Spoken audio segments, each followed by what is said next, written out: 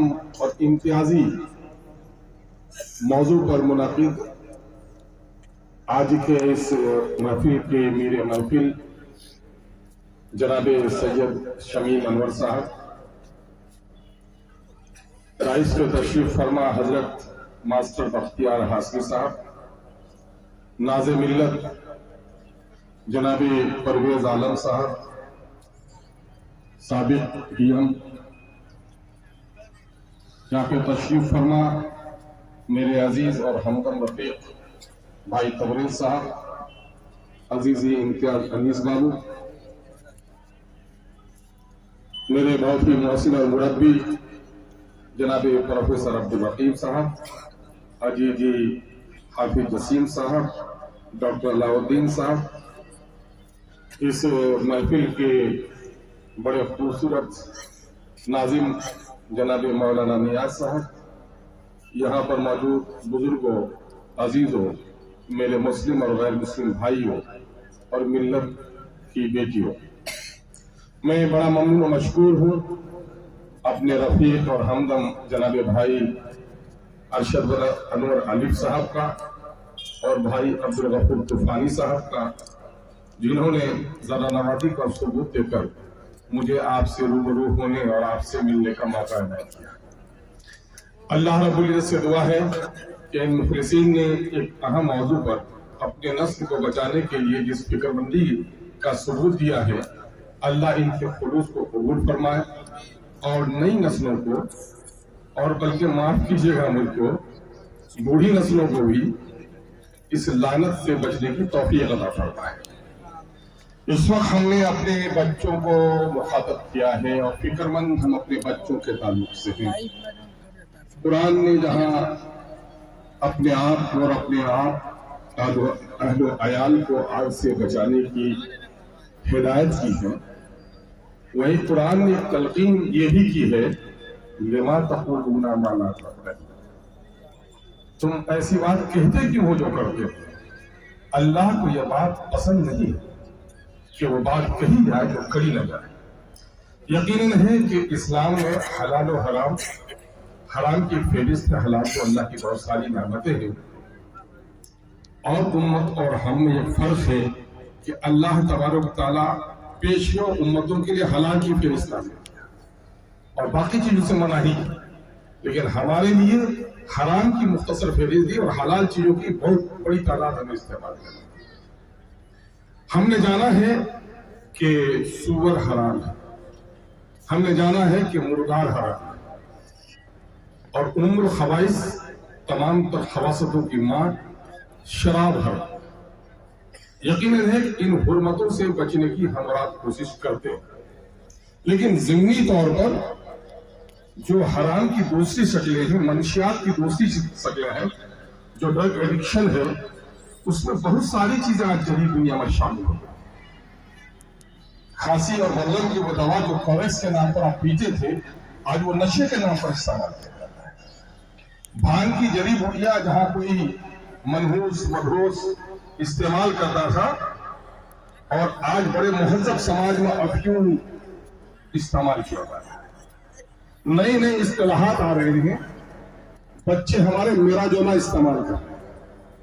پتہ نہیں آپ کو وہ سلور کے اس پر جسے ہم سگار کے ڈبے میں وہ چمکیلا وہ آتا ہے کاغذ نما، اس پر بچے ایک خاص قسم کے نشے کو ڈال کر منہ میں سکہ رکھتے ہیں اور اس کو سنتے ہیں، جس کو ہم شاید اسمیک بولتے ہیں۔ ایک عجیب و غریب طرح یہ لعنتیں کیسے آئی ہمارے؟ ان لعنتوں میں پوری قوم تباہ ہے۔ یورپ کی قوم، وہ تعلیم یافتہ قوم، عیش پسندی کے لیے شراب پیتی ہے، مہذب طریقے سے شراب پیتی ہے، وہاں بھی کمزور طبقوں میں، غریب طبقوں میں نشہ کے بنا پر لوگ چوری ڈکیتی کرتے ہیں۔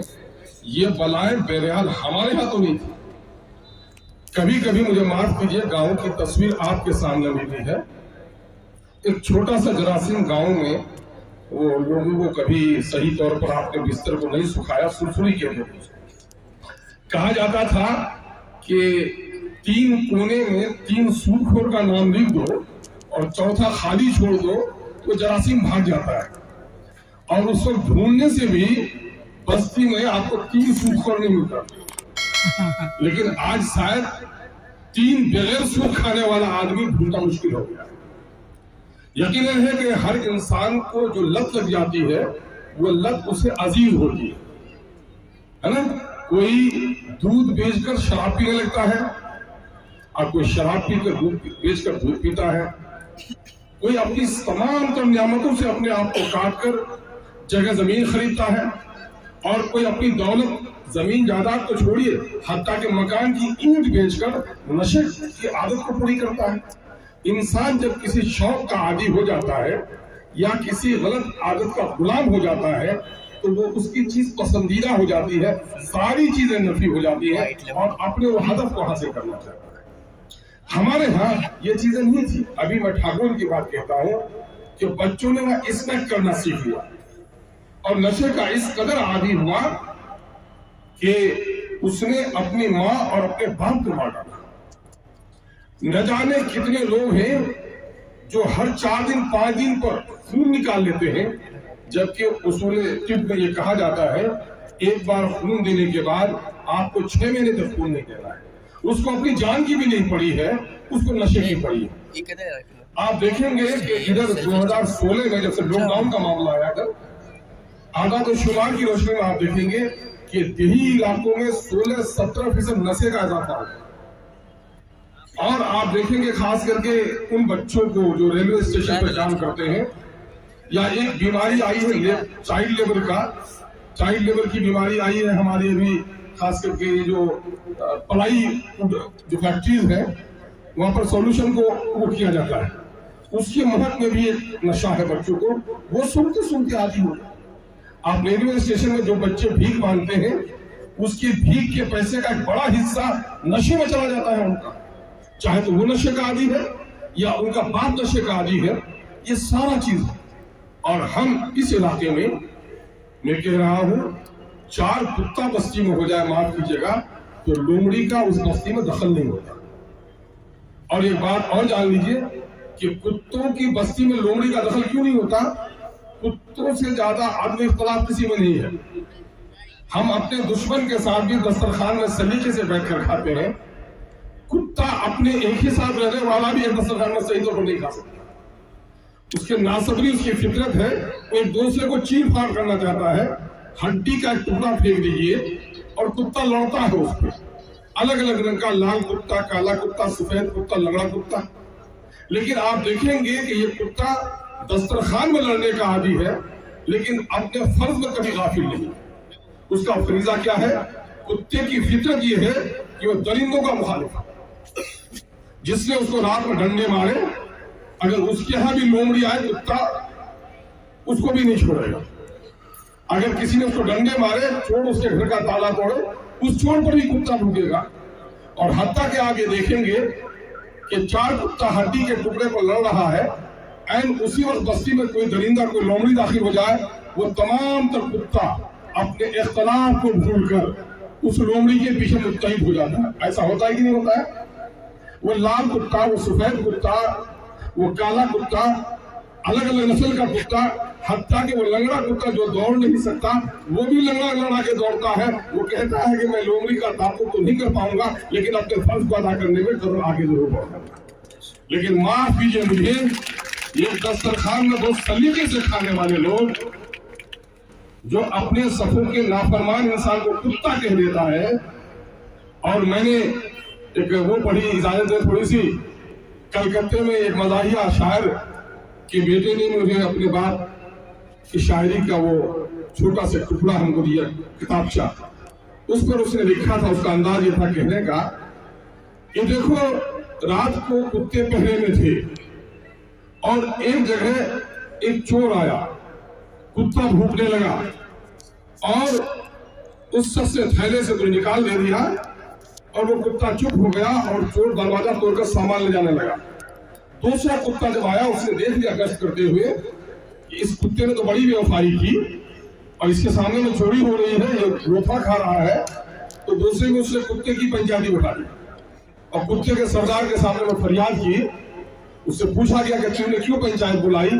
تو اس نے رات کا پورا واقعہ بتایا کہ حضور یہ جو انسان ہے، آدم ذات ہے، یہ اپنے اکابرین کے بارے میں بھی لکھتا ہے کہ ان کا اسی دریا تھا. وہ اپنے دوست کے بارے میں لکھتا ہے کہ بڑا خوبصورت تھا، بڑا خوش اخلاق تھا.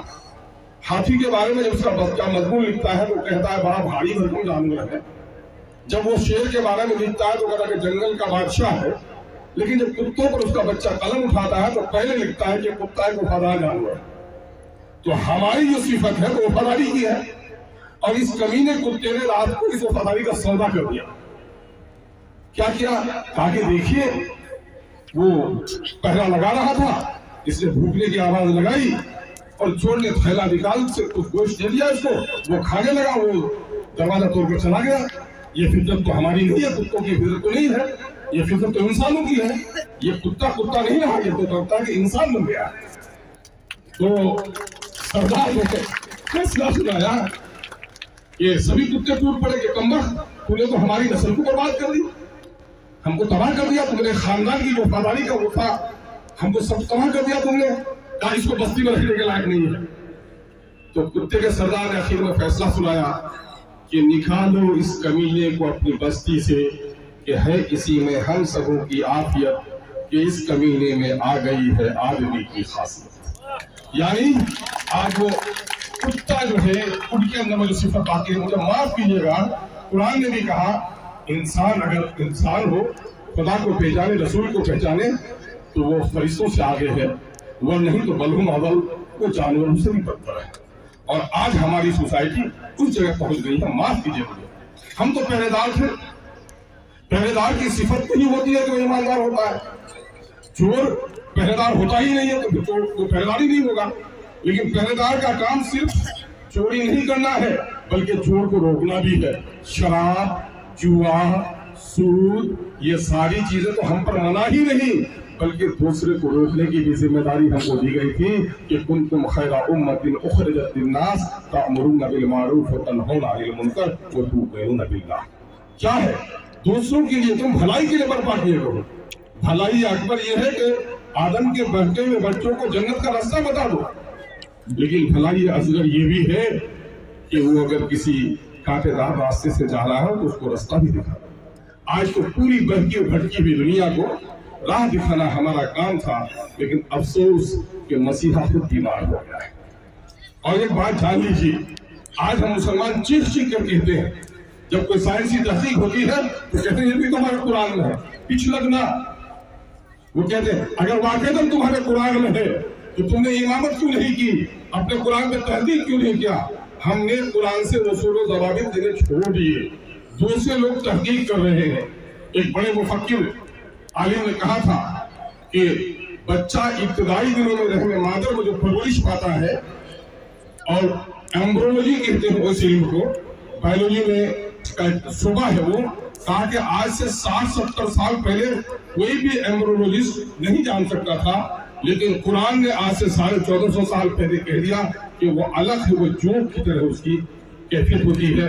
یہ بلا مبالغہ قرآن نے سائنسی اصول و ضوابط کو بہت بہتر انداز میں پیش کیا، لیکن اس کی توضیح دوسرا کرتا ہے، تائید ہم کرتے ہیں، ہم اس کی توضیح کرنے سے آج قاصر ہیں. اس کی وجہ کیا ہے؟ یہ جلسے کو بھی اگر دیکھیں آپ، اس پر حکومت کی بڑی ذمہ داری ہے. حکومت کی ذمہ داری یہ ہے کہ وہ منشیات سے بچائے. لیکن گاندھی جی کے پاس جب ہندوستان آزاد ہوا تو شراب کے گاندھی بڑے مخالف تھے، بلکہ گاندھی کو جو گاندھی بنایا تھا ان کی ماں کی نصیحت تھی. گاندھی جب پڑھنے جا رہے تھے تو ماں نے کہا بیٹا تو 7 سمندر لنگا پار جا رہا ہے بیٹا. اس زمانے میں ٹیلی فون بھی نہیں تھے، خطوط کا معاملہ تھا، وہ بھی مہینوں میں 6 مہینے میں خطوط آتے تھے. کہا بیٹا تو میرے جگر کا ٹکڑا، تو مجھ سے بہت دور جا رہا ہے بیٹا، میں تمہیں 2 نصیحت کرنا چاہتا ہوں اپنے دودھ کے قطروں کے حوالے سے. کہا ماں تو جو کہے گی میں اسے مانوں گا. کہا بیٹا میں نے یورپ کے بارے میں سنا ہے، شکشا دیکشا تو بڑی اچھی ہوتی ہے وہاں پر، لیکن 2 بڑی برائی کے بارے میں نے سنا ہے کہ ناری اور شراب بہت سستی ہے وہاں. ناری کے قریب مت جانا، شراب کے قریب مت جانا. بیٹے تو بہت سارے لوگ گئے تھے، گاندھی جو گاندھی بن کر آیا تھا ماں کی اسی نصیحت پر آیا. یقیناً ہے کہ اس سے بھی پاکیزہ ہمارے پاس ہمارے بزرگوں کے ہیں. عبد القادر جیلانی رحمۃ اللہ علیہ کے ماں نے کہا کہ بیٹا مصیبت کا جھوٹ نہ بولنا، ننگا بچے نے اپنے سیلفی کا تذکرہ کر دیا تھا۔ معاملہ یہ ہے، آج ہم میں سے کتنے حاجی صوفی، معاف کیجیے گا میں اپنے معزز علماء کرام کو نہیں کہہ سکتا، لیکن میں کہوں گا کتنے لوگ ہیں جو کہتے ہیں کہ بیٹا تو دلی پٹنہ جا رہا ہے، ڈاکٹر انجینئر بننے کا خواب ہے، لیکن بیٹا اپنے ایمان سے غافل ہو کر ڈاکٹر اور پروفیسر بننا بھی کوئی کام نہیں آئے، بیٹا اس کا خیال رکھنا۔ کیا ہم نصیحت کرتے ہیں؟ مادہ پرستی، ابھی حضرت مولانا ندوی صاحب کہہ رہے تھے کہ بت کی پرستی ہوتی تھی۔ دیکھیے ابلیس جو شیطان ہے بڑا ذہین ہے، وہ پہلے مورتیوں کو پجوایا، عکس کو پجوایا، لیکن وہ سمجھتا ہے کہ سائنسی اصول و ضوابط نے مورتیوں کی حقیقت کو واضح کر دیا ہے، تو ایسا بت تراشو کے ساتھ مفتی فتویٰ بھی نہیں دے پائے۔ اور وہ بت تراشو، وہ بت کیا ہے؟ وہ بت ہے شہرت کا بت جس کا کوئی پیکر نہیں، وہ بت ہے دولت کا بت، وہ ہے کیا؟ شہرت کا بت، دولت کا بت، عزت کا بت، مادہ پرستی کا بت۔ ایک ایسا بت ہے جو بت کیا ہے؟ خدا کے بالمقابل اس چیز کی پرستش کرنا۔ ایک انسان اگر خدا کے مقابلے میں رشوت لے کر دولت کی پرستش کر رہا ہے، صورت کے خاطر خدا کے واجبات اور فرائض کو وہ چھوڑ رہا ہے، تو یہ کیا ہے؟ یہ بھی ایک قسم کی پرستش ہے۔ ہم سب لوگ اس میں مبتلا ہیں۔ یقیناً ہے کہ اس نشہ خوری نے ہمارے علاقے میں، امور کے علاقے میں پچھوی حلقہ ہے، ہر دن شکایت کرتا رہا ہوں، وہاں کے شریف لوگ بھی شکایت کرتے ہیں۔ ہمارے پاس 2 پنچایت ہے، کہیں وہ لوگ برا نہ مان جائے، لیکن شریف لوگ برائیوں کو مٹانے والے چیزوں کی تعریف کرتے ہیں۔ ٹیر پاڑا اور ادھان وہ کنٹرول ہوتا ہے ہمارا یہاں سے، جلال پور تھانہ سے، جلال گڑھ سے۔ آپ کو کیا کہوں، وہاں کے خود مسلمان لوگ کہتے ہیں کہ غیر مسلم نہیں، مسلمان لوگ ہی آج شراب بناتے ہیں۔ کئی لوگ تو ایسے ہیں، معاف کیجیے، پانی دیا سے بھائی، کئی لوگ تو ایسے ہیں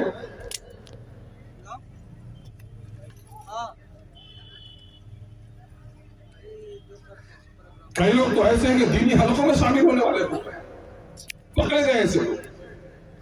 تو یہ معاملہ ہم کہیں کہ ٹھیک ہے، یہ تو تذکرہ ہوا، برائی ہے، ان برائیوں کا خاتمہ کیسے ہوگا، ہمیں یہ سوچنے کی ضرورت ہے۔